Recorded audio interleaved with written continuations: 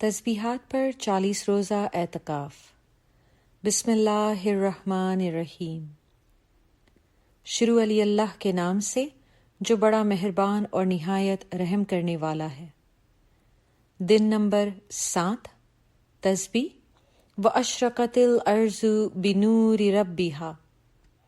یا علی مدد۔ شکر الحمدللہ، ہم نے اعتکاف کے چھٹے دن کو مکمل کر لیا ہے۔ آج ہمارے اعتکاف کا 7واں دن ہے، اور 7 کا عدد بہت ہی اہم ہے۔ جیسے اللہ تعالیٰ نے فرمایا کہ اس نے 6 دن میں دنیا بنا کر 7ویں دن آرام کیا، سورہ نمبر 11 آیت نمبر 7۔ سوال یہ اٹھتا ہے کہ اس کا کیا مطلب ہے کہ خدا نے آرام کیا؟ ہر کسی کے آرام کرنے کی جگہ اس کا اپنا گھر یا رہنے کا مقام ہوتا ہے۔ جب کہ کوئی اپنے گھر سے دور ہوتا ہے تب وہ وقفتاً آرام کر کے اپنے آپ کو تازہ دم کر سکتا ہے، لیکن حقیقی آرام وہ اپنے گھر پہنچنے پر ہی کر سکتا ہے، کیونکہ وہ گھر پر صرف جسمانی ہی نہیں بلکہ ذہنی اور جذباتی آرام بھی پاتا ہے۔ حضرت امام آقا سلطان محمد شاہ علیہ السلام نے فرمایا کہ امام علیہ السلام کے رہنے کی جگہ مومن کا دل ہے۔ غور طلب بات یہ ہے کہ پوری دنیا میں آرام و آسائش کی چیزیں دستیاب ہیں، لیکن امام علیہ السلام کی آرام گاہ فقط مومن کا دل ہے۔ اب سوال ہے کہ ایسا کیوں؟ حضرت امام سلطان محمد شاہ علیہ السلام نے اپنے پہلے فرمان میں فرمایا کہ یہ آخر زمانہ ہے، یعنی زمانہ قیامت، اور فرمایا کہ دنیا بہت سارے معجزات و کرامات کو دیکھے گی، لیکن ادھورے ایمان والے ان پر یقین نہ لائیں گے، جبکہ اللہ کا نور ایمان والوں کے لیے روئے زمین پر چمکے گا۔ اس کا نور ایک معجزہ ہے جو ہر چیز کو پر نور کر دیتا ہے۔ روشن خیال مومن کا دل ان معجزات کو پہچان سکتا ہے۔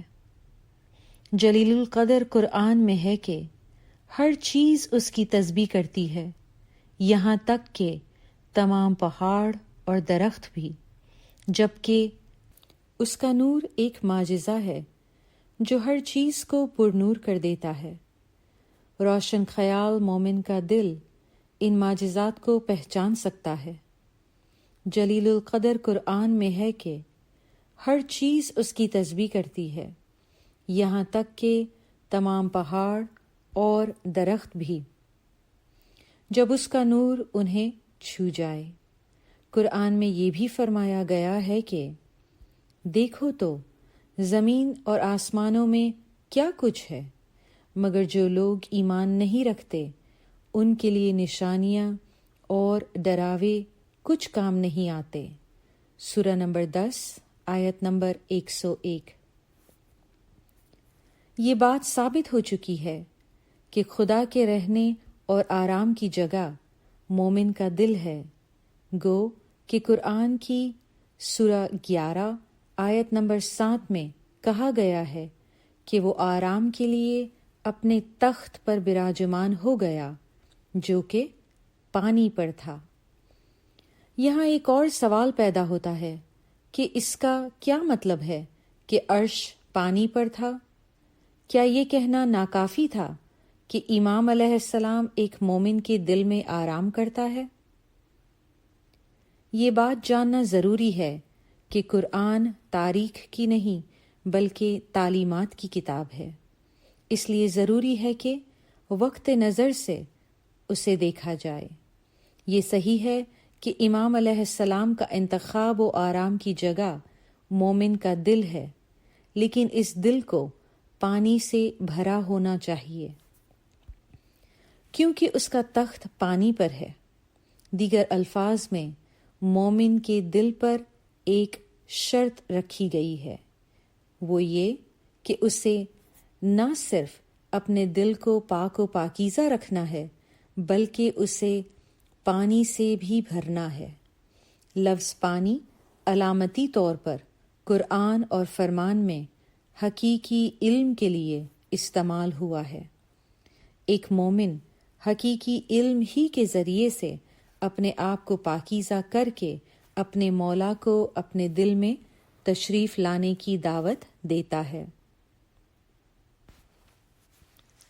یہ ہماری خوش بختی ہے کہ ہم حقیقی علم میں دلچسپی لے رہے ہیں اور معجزات کو اپنے اوپر آشکار کرنے کی خواہش رکھتے ہیں۔ آج کی تسبیح کا بھی یہی مطلب ہے۔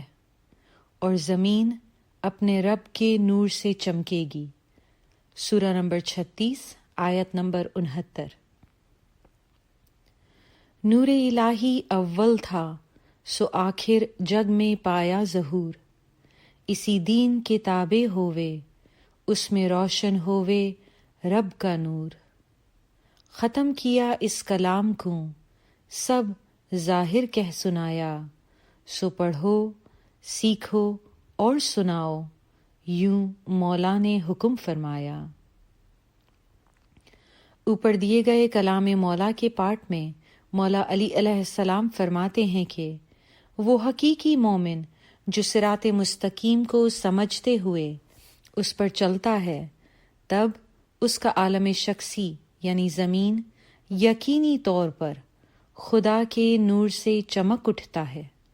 پھر مولا زور دیتے ہوئے فرماتے ہیں کہ یہ نکتہ بہت ہی اہم ہے، اسی لیے اس کلام کو یہیں ختم کر دیا، کیونکہ حقیقت آپ پر ظاہر کر دی گئی ہے۔ اگر آپ اس بات کو سمجھتے ہیں تو یہ ضروری ہے کہ آپ اس کو پڑھیں، سیکھیں، سنیں، صرف اپنے تک نہ رکھیں اور دوسروں کو بھی سنائیے، یہی میرا حکم ہے۔ یا مولا، ہم بنجر زمین کی طرح خشک ہیں جو تیری رحمت کی بارش کے لیے شدت سے منتظر ہے۔ یا مولا، ہمیں بھی تو اپنے نور مقدس سے زرخیز کر دے۔ یا مولا، تو ہمیں اپنے نور میں پروان چڑھا تاکہ ہم پیاری جماعت اور عالم انسانیت کی خدمت کر سکیں۔ آمین الہی آمین۔ دعاؤں کے طلبگار آپ کے علمی دوست۔